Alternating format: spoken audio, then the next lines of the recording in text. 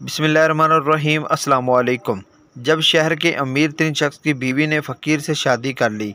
दीन इस्लाम बिलाशुबा फलाह और रास्ते का दीन है, जो न सिर्फ कमज़ोर, ज़ईफ़ और मजबूर की मदद करने और उसे दोबारा माशरे के काबिल बनाने का दर्स देता है।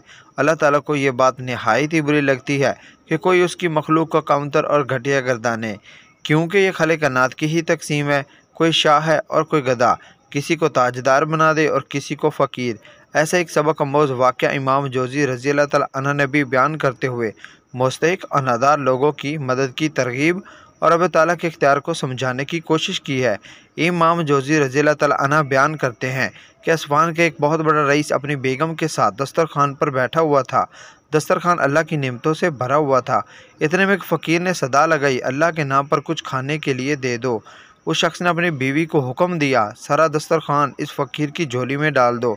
औरत ने हुक्म की तामील की। जिस वक्त उसने फ़कीर का चेहरा देखा तो धाड़े मार कर रोने लगी। उसके शोहर ने उससे पूछा, क्या हुआ है?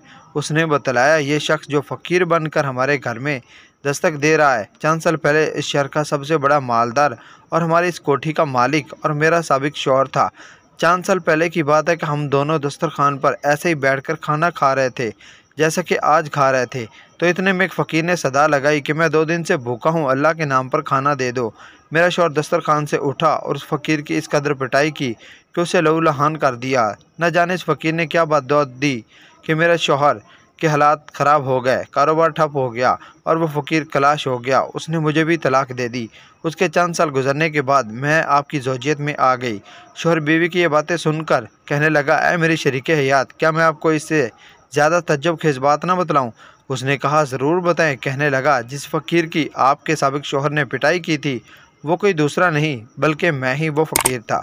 अगर आपको वीडियो पसंद आई है तो हमारे चैनल को सब्सक्राइब करना मत भूलिए।